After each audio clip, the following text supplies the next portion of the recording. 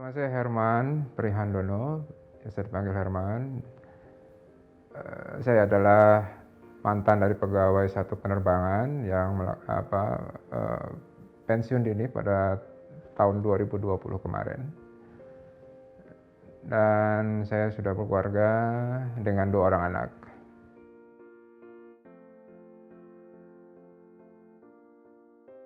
Saya adalah mantan pramugara yang bekerja mulai tahun 1986.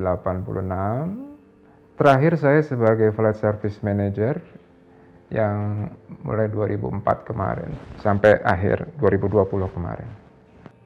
Seorang pramugara atau cabin crew, mereka bekerja berdasarkan daripada schedule, jadwal yang telah di schedule dari crew scheduling, dan crew scheduling itu terbangnya berdasarkan tergantung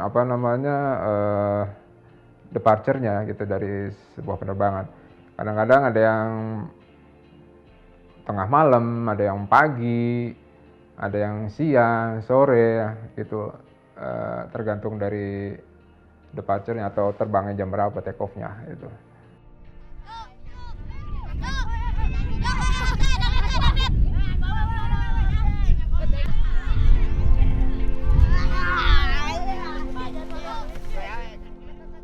Nyangkut.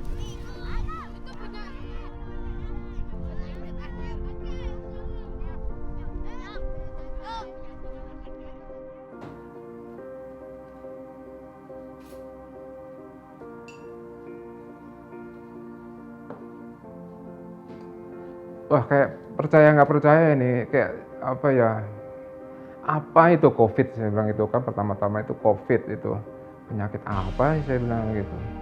Kok bisa sampai segitu berbahayanya gitu loh. Pertama kali yang kita dengar kan kita katakan dari Cina itu bisa sampai menyebar kemana-mana seluruh dunia seperti itu. Udah masuk ke Indonesia juga. Pertama-tama kan Indonesia juga masih agak tidak menerima ini penyakit seperti apa gitu. Ternyata masuk dan ternyata memang berbahaya. Sampai saya pensiun kemarin, saya sama sekali belum diterbangkan. Nggak ada penugasan, nggak ada apa-apa. Jadi ya di rumah terus aja saya.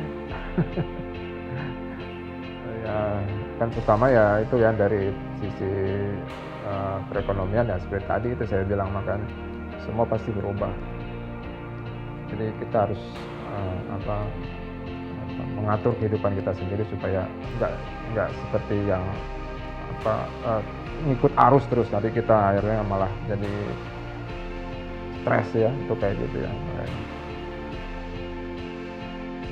Nah, kita kan seperti rumah sendiri aja, sudah di perusahaan itu kan kita sudah nyaman ya, sebenarnya sih nyaman banget di situ ya, enak gitu. Apalagi sampai menjelang kemarin itu pensiun, ada tawaran pensiun itu, sebelumnya kan kita digaji terus kayak gitu kan. Saya merasa nggak enak aja gitu ya, lama-lama pikir gitu ya, pengangguran digaji gitu. Saya pikir juga ngapain ya kayak gini, nggak enak terus kan ya. Sudah akhirnya ini aja lah, daftar pensiun dini aja lah gitu.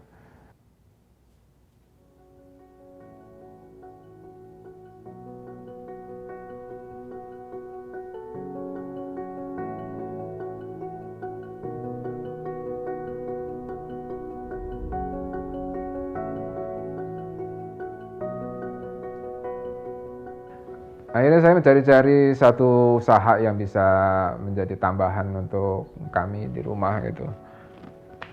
Akhirnya ketemu usaha barbershop itu. Gitu. Ya usaha kecil-kecilan aja mas di situ, usaha penyambung hidup sesudah pensiun.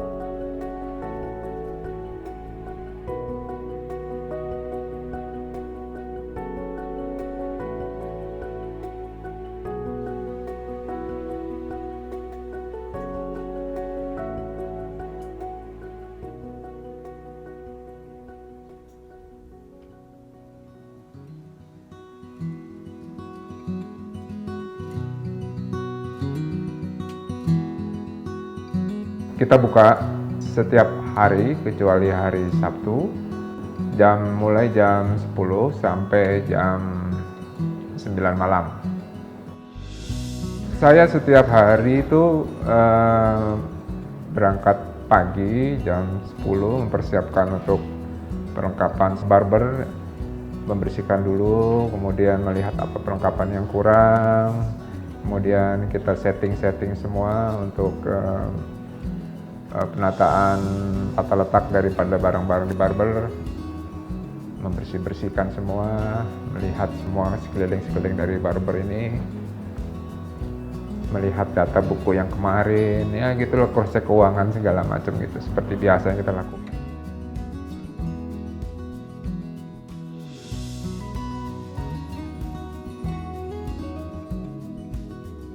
Dan ternyata karena masuk pandemi, tentunya berefek besar ya kepada perusahaan. Saya atau sebagian daripada karyawan diminta standby di rumah.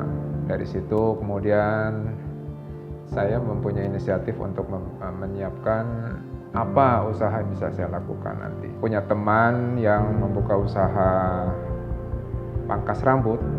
Awal tahun 2000 saya kontak dia, mulai ada terpikiran untuk membuka usaha. Kemudian saya membuka usaha barber, memberanikan diri lah membuka usaha barber ini. Untuk usaha ini kebetulan saya sendiri, yang dari modalnya dari saya sendiri. Kemudian saya mengajak anak saya untuk membantu saya untuk usaha ini.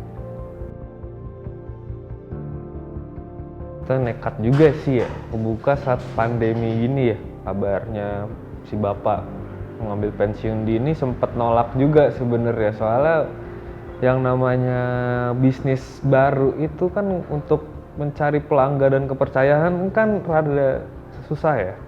Cuman yang kalau gue lihat itu karena orang udah mulai capek sebenarnya dengan kondisi yang kayak gini. Ya, jangan menyerah, banyak juga kok jalan alternatif lain, nggak cuman yang lu harapin juga, kan nggak semuanya apa yang diharapin bakal tercapai kan. Banyak juga alternatif lain yang mungkin bisa coba. Jangan kita terbawa arus dengan pandemi seperti ini. Kita kan harus fight ya. Apa yang bisa kita lakukan saja. Yang penting itu halal gitu loh. Sekarang udah berjuangnya bukan di atas lagi, tapi di bawah tanpa sayap.